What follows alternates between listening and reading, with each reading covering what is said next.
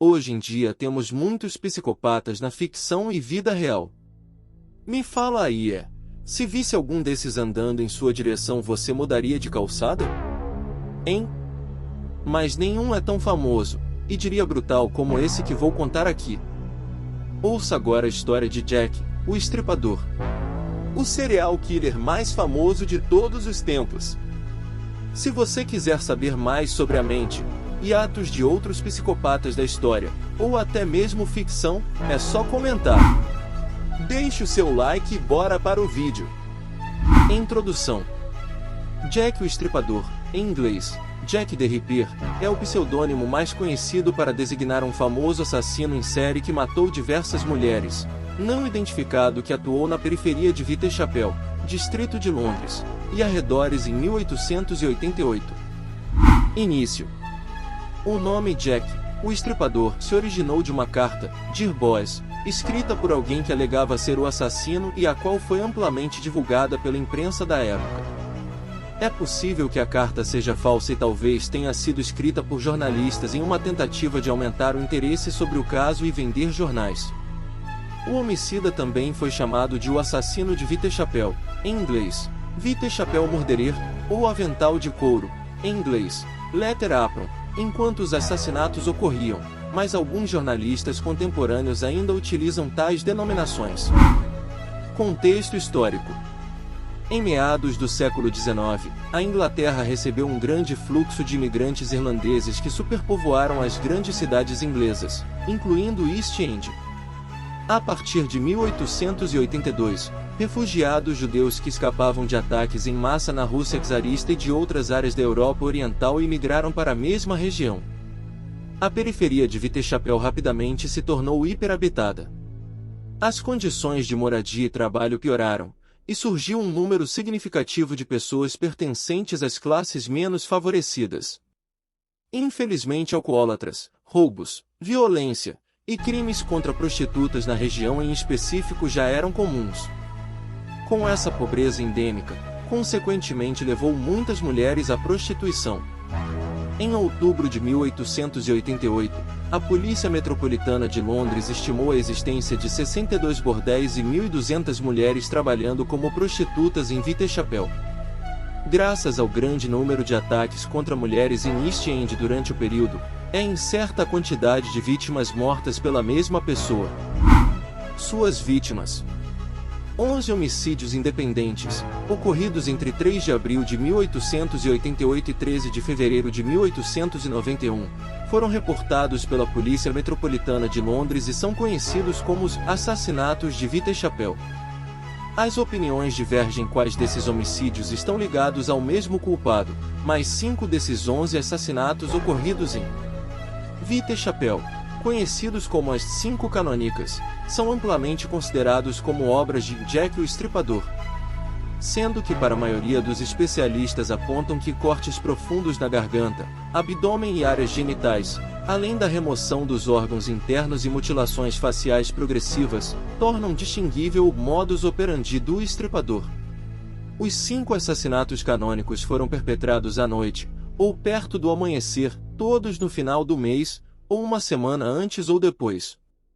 A cada assassinato, as mutilações se tornaram progressivamente mais sádicas, exceto no caso de Street, cujo ataque pode ter sido interrompido. O incidente de Nichols não registrou nenhuma retirada de órgãos, o útero de Chapman foi removido, o rim e o útero de Eddowes foram retirados e sua face mutilada, e Kelly viscerado e sua face severamente estraçalhada, embora apenas seu coração estivesse desaparecido na cena do crime. As 5 canônicas são Mary Nichols, Annie Chapman, Elizabeth Street, Catherine Eddowes e Mary Jane Kelly. Mary Nichols. O corpo de Mary Nichols foi encontrado cerca de 3h40 da manhã em uma sexta-feira em 31 de agosto de 1888, em Vauxhall, atualmente Durward Street, Whitechapel. A garganta foi destroçada por 2 cortes, e a parte inferior do abdômen parcialmente aberta por um corte profundo e irregular. Várias outras incisões no abdômen foram causadas pela mesma faca. Annie Chapman. O corpo de Anne Chapman foi descoberto às 6 horas da manhã em um sábado de 8 de setembro de 1888, perto de uma porta de um quintal em Ambury Street, Spitalfields. Como no caso de Mary Nichols, a garganta foi degolada por 2 cortes grosseiros, o abdômen completamente aberto, e posteriormente o útero seria constatado como removido. Em um inquérito, uma testemunha alegou ter visto Chapman cerca de 5 horas e 30 da manhã acompanhada por um homem de cabelos escuros e de má aparência apesar de seu aspecto cavalheiro. Elizabeth Stride e Catherine Edoves. Ambas foram mortas em uma segunda-feira de madrugada em 30 de setembro de 1888. O corpo de Stride foi encontrado a 1 hora da manhã em Barnera Street, hoje em Hicks Street, em Whitechapel. A causa da morte se deu por um único brutal e preciso corte na principal artéria do lado esquerdo do pescoço. A ausência de mutilações no abdômen levaram os investigadores a terem dúvidas se a morte de Stride poderia ser atribuída a Jack, o estripador, ou se ele teria sido interrompido durante o ataque. Testemunhas disseram que viram Stride com um homem mais cedo naquela noite, mas apontaram diferentes descrições. Alguns disseram que a companhia tinha o cabelo loiro, outros que era moreno, alguns testemunharam que ele estava mal vestido, outros que usava roupas caras. Apenas 3 horas e 45 minutos depois de Stride, com o corpo localizado na Mitre Square, foi a vez de Catherine Edoves. Teve a garganta severamente cortada e o abdômen estripado por um profundo, longo e irregular corte. O rim esquerdo e a maior parte do útero foram removidos. Um morador da região chamado Joseph Lavende, o qual estava passando pela praça com 2 amigos um pouco antes do assassinato, descreveu que tinha visto um homem de cabelos loiros e de aparência precária acompanhado por uma mulher, provavelmente Edoves. Seus amigos não conseguiram confirmar suas afirmações.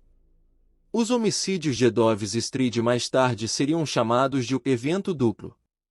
Parte da roupa ensanguentada de Edoves foi encontrada na entrada de um apartamento em Goulston Street, Whitechapel.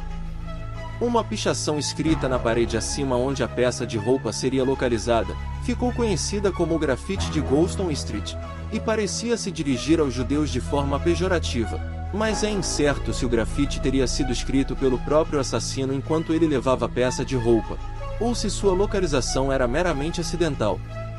Tais grafites eram comuns em Whitechapel. O comandante da Polícia Metropolitana de Londres, Charles Warren, temeu que o grafite pudesse fomentar manifestações antissemitas e ordenou que removessem a pichação na parede antes do alvorecer. Mary Jane Kelly. O corpo mutilado e desmembrado de Mary Jane Kelly foi descoberto sobre uma cama em um quarto onde ela vivia em 13 Millers Court, perto de Dorset Street, Spitalfields, às 10 horas e 45 da manhã em uma sexta-feira de 9 de novembro de 1888. A garganta foi destroçada até a espinha, e quase todos os órgãos internos do abdômen retirados. O coração não foi encontrado, como já mencionado. Investigação. Os documentos sobreviventes da polícia sobre o caso dos assassinatos em Whitechapel dão uma visão geral sobre as investigações de homicídios na era vitoriana. Várias equipes policiais conduziram inquéritos em cada casa de Whitechapel. Material forense foi coletado e examinado. Suspeitos foram identificados, investigados mais profundamente ou descartados do inquérito. A polícia moderna basicamente ainda segue o mesmo procedimento. Mais de 2.000 pessoas foram entrevistadas, cerca de 300 investigadas e 80 detidas. A investigação foi inicialmente conduzida pela Polícia Metropolitana de Whitechapel, mais especificamente pelo Departamento de Investigação Criminal, CID, liderado pelo inspetor detetive Edmund Hyde. Após o assassinato de Nichols, os inspetores detetives Frederick Abiberline, Henry Moore e Walter Andrews foram mandados para o escritório central da Scotland Yard a fim de ajudarem nas investigações. A polícia da cidade de Londres foi acionada sob o comando de inspetor detetive James M. C. William depois do homicídio de Edoves, já que ocorreu na região da cidade de Londres. As investigações como um todo foram dificultadas pelo fato de o novo chefe do CID, Robert Anderson, estar de licença na Suíça entre 7 de setembro e 6 de outubro, exatamente quando Chapman, Stride e Eddowes foram mortas. Isso levou o comissário da Polícia Metropolitana, Sir Charles Warren, a nomear o inspetor-chefe Donald Swanson para coordenar os inquéritos da Scotland Yard. Cabra Cega, cartoon da Punch de 22 de setembro de 1888 por John Tenniel, criticando a suposta incompetência da polícia no caso. O fracasso dos oficiais em capturar o estripador reforçou a visão de radicais que achavam que a polícia era inapta e mal gerenciada.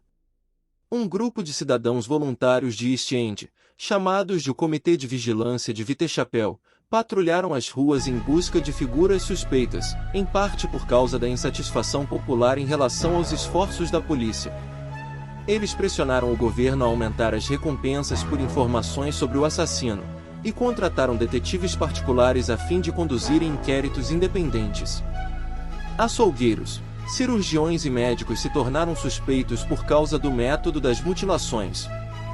Uma nota remanescente escrita pelo alto comissário da polícia da cidade de Londres, Henry Smith, indica que todos os açougueiros locais foram investigados, mas acabaram inocentados. Um relatório do inspetor Swanson confirma que 76 açougueiros foram intimados, e o inquérito abrangeu todos os empregados do setor por 6 meses. Algumas figuras contemporâneas da época, incluindo a Rainha Vitória, pensaram que a natureza dos crimes indicava que o culpado era um açougueiro ou um empregado de alguma tripulação envolvida na exportação de gado, um negócio em que a Inglaterra exportava para toda a Europa continental. Whitechapel ficava próximo das docas de Londres e normalmente as embarcações atracavam às quintas e sextas e partiam aos sábados e domingos. As datas de partida das embarcações foram examinadas na época dos assassinatos, mas nenhuma delas coincidia com as ocorrências dos crimes, e a ampla transferência de tripulantes entre os barcos arruinou qualquer tentativa de investigação. Durante os assassinatos do estripador, a polícia, jornais e outros receberam centenas de cartas relacionadas ao caso. Algumas foram úteis em ajudar os oficiais a prosseguirem nas investigações, mas a maioria delas acabou se revelando inútil. Essas centenas de cartas diziam ser escritas pelo próprio assassino. Mas 3 delas chamaram a atenção da polícia: a carta Dear Boss, o cartão postal Saucy Jack e a carta From Hell. Se você está gostando do vídeo, deixe o seu like. E comente qual a próxima história que você quer que eu traga aqui. As cartas. A carta Dear Boss, datada de 25 de setembro, foi carimbada em 27 de setembro de 1888. Recebida no mesmo dia pela Central News Agency mandada para Scotland Yard em 29 de setembro. Inicialmente seria considerada falsa, mas 3 dias depois de ser aberta, quando Edovis foi encontrada com as orelhas parcialmente arrancadas, a carta que prometia arrancar as orelhas das damas, Sikh, ganhou atenção. As orelhas de Edovis parecem ter sido acidentalmente extirpadas durante o ataque de Jack, e a ameaça da carta que prometia entregá-las à polícia nunca se realizou. O nome Jack, o estripador, teria sido primeiramente usado pelo signatário dessa carta e ganhou fama mundial depois de sua publicação. A maioria das cartas que se seguiram adotou o mesmo tom ameaçador. Algumas fontes alegam que outra carta datada de 17 de setembro de 1888 foi a primeira a usar o nome Jack, o estripador, mas muitos especialistas acreditam que ela é um engodo implantada nos documentos da polícia no século XX. O cartão postal Saucy Jack foi carimbado em 1º de outubro de 1888 e recebido no mesmo dia pela Central News Agency. O estilo de letra era similar ao da carta Dear Boss. Mencionava que 2 das vítimas foram mortas muito perto uma da outra, o que evento duplo, provavelmente se referindo às mortes de Stride e Edovis. Acabaria por ser sugerido que a carta teria sido escrita antes de os assassinatos serem divulgados, o que torna improvável um signatário farsante ter tido conhecimento dos crimes, mas foi carimbada mais de 24 horas depois de os homicídios ocorrerem, tempo suficiente para os detalhes serem conhecidos, publicado pelos jornalistas e comentado entre os residentes de Londres. A carta From Hell foi recebida por George Lewis, líder do Comitê de Vigilância de Whitechapel, em 16 de outubro de 1888. O estilo de escrita não se assemelha à carta Dear Boss e o cartão postal Saucy Jack. A carta veio em uma pequena caixa de madeira onde Luz descobriu a metade de um rim, preservado no espírito do vinho, etanol. O rim esquerdo de Edovis foi removido pelo assassino. A carta alegava que o signatário tinha fritado e comido a outra metade desaparecida do rim. Existe um debate sobre a natureza do órgão, alguns acreditam que pertence a Edovis, e outros argumentam que não passa de alguma brincadeira macabra. O rim foi examinado pelo Dr. Thomas Horrocks Opencha do Royal London Hospital, que determinou que de fato era humano e pertencente ao lado esquerdo, mas, ao contrário do que as notícias jornalísticas alegaram, não pode concluir nenhuma outra característica biológica. Mais tarde Opencha também recebeu outra suposta carta escrita por Jack. Contudo, o caso não chegou a uma conclusão e muito menos em quem seria Jack o Estripador. O caso foi encerrado em novembro de 1891. A identidade do estripador. Pesquisas feitas pelos pesquisadores Jarilo Elaine e David Miller. O estudo foi divulgado na revista acadêmica Journal of Forensic Sciences. Segundo os pesquisadores das universidades John Moores e Leeds, o assassino chama-se Aaron Kosminski. Ele era um barbeiro de origem polonesa, teria 23 anos na época dos crimes. Contudo, é a primeira vez que especialistas sustentam a tese, sobretudo, com provas. Pois foram feitos exames de DNA. Consequentemente, é a análise mais avançada já feita no caso mal resolvido. Foi usado um lenço de seda encontrado junto ao corpo de Catherine Edovis, a sua quarta vítima a ser atacada e assassinada. Nesse artefato estariam materiais genéticos do famoso Jack o Estripador. Os investigadores da época acreditavam ser sangue e sêmen de Jack. Com isso, os pesquisadores fizeram mais exames detalhados nesse material encontrado. Por isso conseguiram encontrar fragmentos de DNA mitocondrial, ou seja, herança genética materna. Dessa forma, tiveram que comparar aquele material com o DNA dos descendentes vivos da vítima, Catherine, e do suspeito. E o resultado coincide exatamente com o atual parente vivo de Aaron Kosminski. Além disso, o DNA afirmou que o estripador tinha cabelos castanhos e olhos igualmente da mesma cor. Assim, como afirmou uma das testemunhas na época. Porém, há quem diga que isso não é verdade. Pois por mais que tenham revelado o exame e o procedimento feito, outros especialistas acreditam que possam estar errados. As teorias são diversas. Uns dizem que o lenço usado pode ser, basicamente, uma fraude. Outros afirmam que o exame não levou em conta outros fatores que podem alterar o resultado. Um estudioso da Faculdade de Medicina de Innsbruck, na Áustria, deu uma entrevista e afirmou que só com o material mitocondrial não é possível indicar um suspeito. Se você gostou desse vídeo, deixe o seu like. Se você gosta de curiosidades, assiste o meu último vídeo, ou alguma outra história no meu canal. Porque afinal, quem não gosta de uma boa história? Até o próximo vídeo.